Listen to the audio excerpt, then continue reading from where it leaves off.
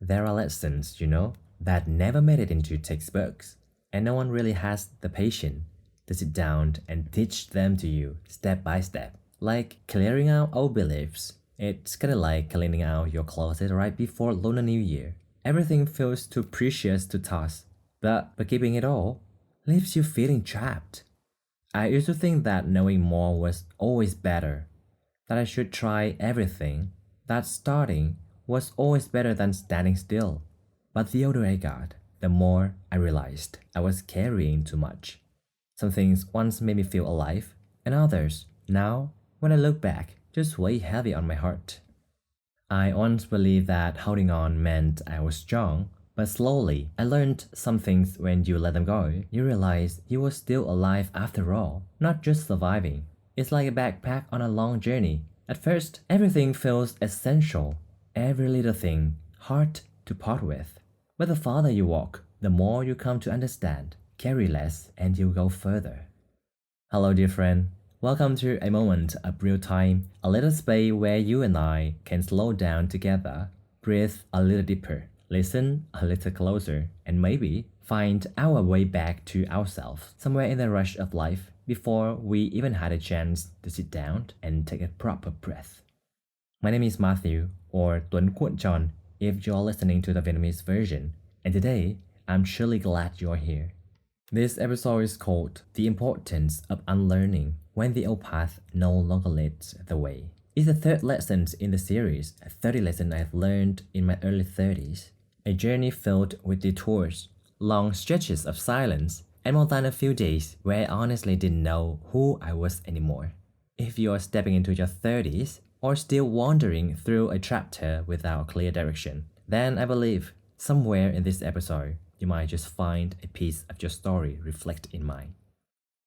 Not long ago, some of my friends asked me a question that I still remember to this day. Hey, why is it every time we see you, you're always studying something new? I laughed it off, but looking back, they weren't wrong. I've always been the type who loves to begin, and also the type who often walks away. Back then, I called it versatility, dabbling in a bit of everything. But now I think maybe it was because I was afraid to stay still. Afraid to choose one thing and see it through to the end. Afraid of missing out, so I tried to carry it all. But the more I carried, the more lost I felt. Turning 30 doesn't come with bright lights or signs, no music, no fanfare. It's arrived quietly, like a morning. You simply wake up and suddenly realize you're not as young as you used to be, but not quite old enough to know where you are going either. I call that season the time of unlearning, the art of letting go. So, what does unlearning mean to me? It's not about throwing everything away, and it's not some grand turn your lives around moment either. It's more like sitting down quietly and gently loosening the grip on old beliefs, the one I once thought were right, necessary, even non-negotiable, but now they just don't seem to fit anymore. I used to try become a jack of all trades, chasing that need to feel useful, to have something to prove I had worth. But then what? Knowing a little about many things, yet never truly connecting with any, still let me feel empty. Still lost in the middle of everything I had gathered. Like they always say, jack of all trades, master of none. Unlearning to me is learning how to pause, how to look back and quietly ask, what do I truly need to keep? And what is just an old habit holding me back? Some things I held on to just because it felt like a waste to let go. Some I kept because someone once told me I should, but I never asked myself, does this still fit who I am today?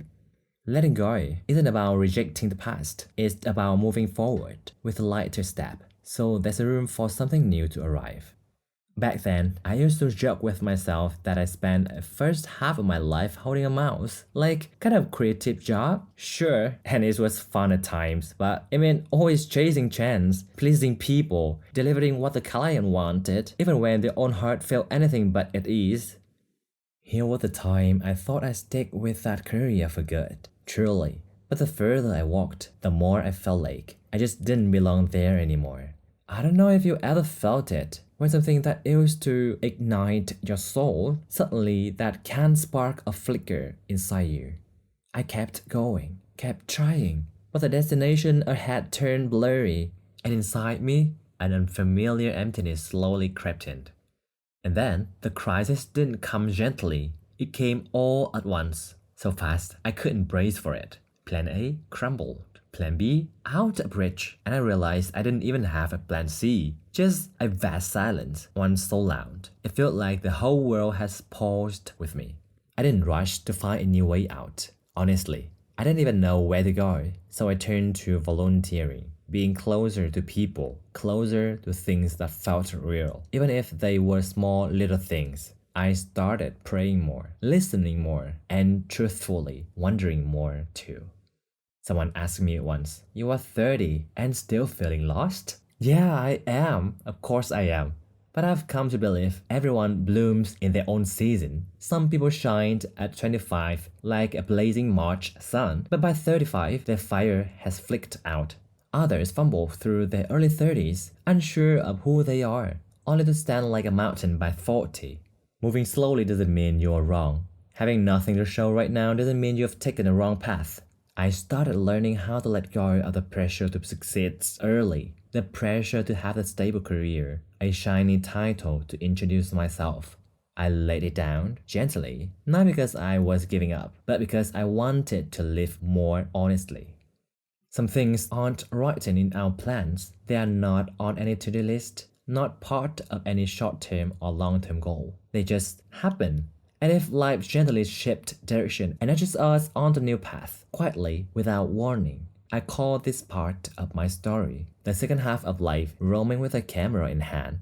Sound poetic, I know, but really, it began as nothing more than a hobby. I was just capturing moments of volunteering, saving the smiles of kids I met, taking a few photos of myself and my family so that one day I could look back and say, wow, I was that happy back then.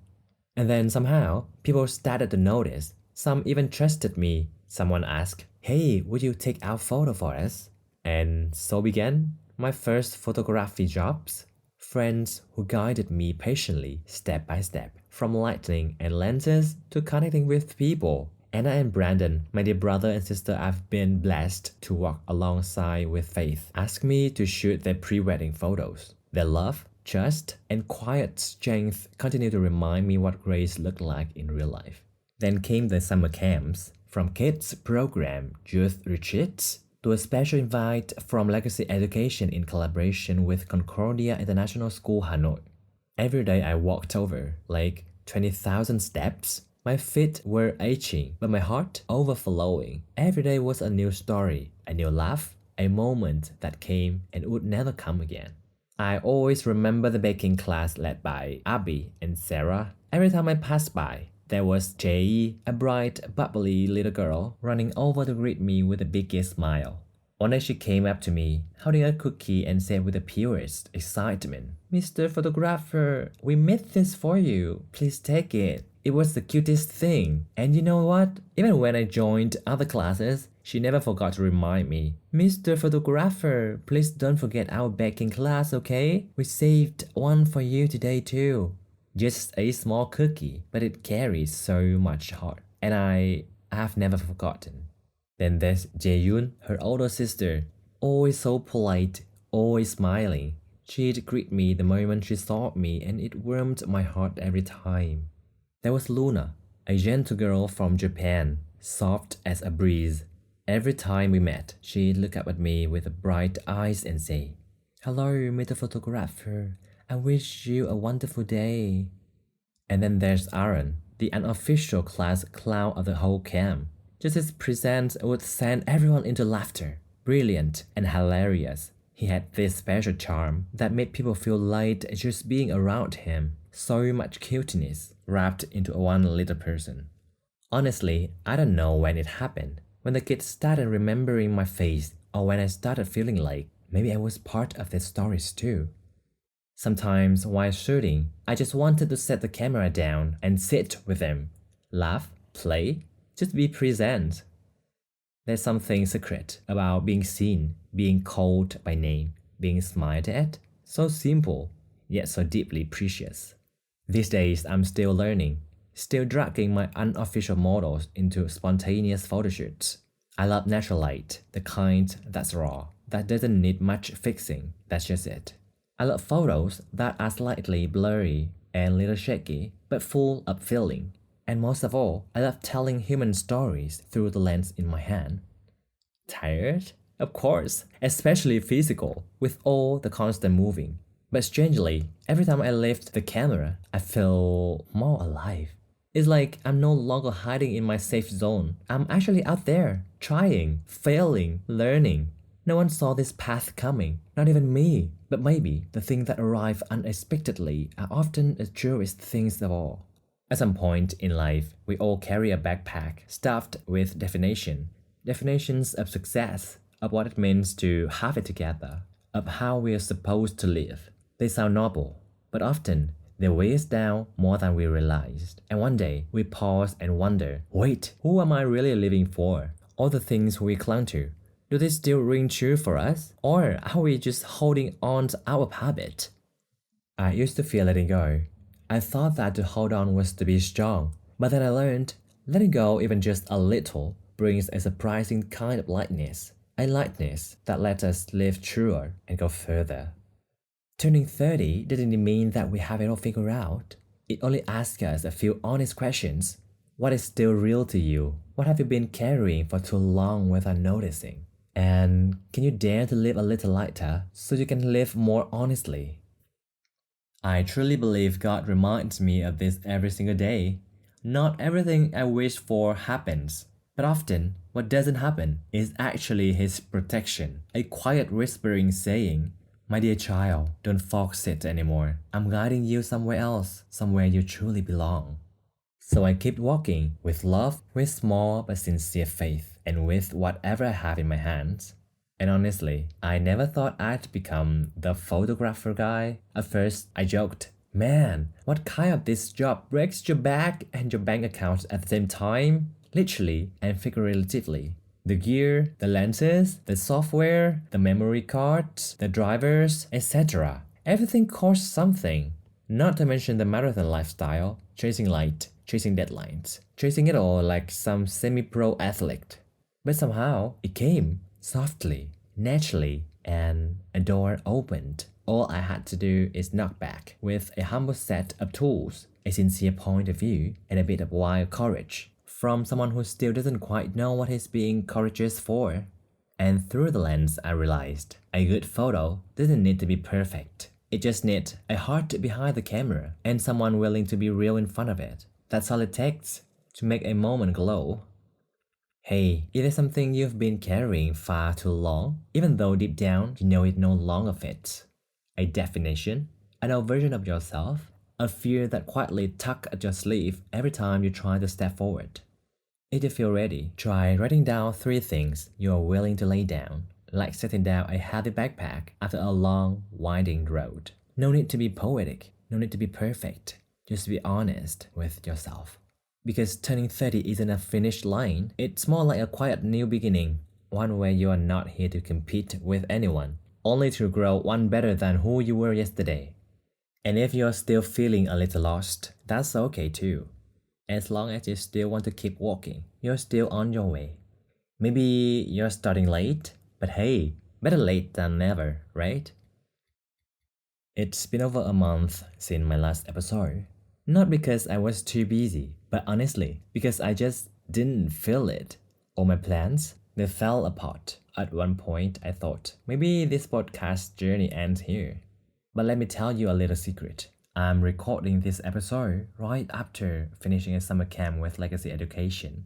And funny thing is, all that creative fire I felt during the camp, yeah, it kind of turned into an actual fever. So here I am, mic in hand, still burning up with a sore throat and everything. Can you hear it in my voice? Maybe it sounds a little warmer today. Still, I just couldn't wait because something in my heart needed to be said right now before the moment passes. It was during those quiet sick days when I couldn't do anything but lie there that I realized some of life's most important lessons don't come from the constant doing, but from simply letting go. This episode, honestly, is a gift I'm giving to myself at a new chapter, with a heart that's learning to love itself again from the very beginning. And if you, too, are trying to start over, please believe me, you are not alone.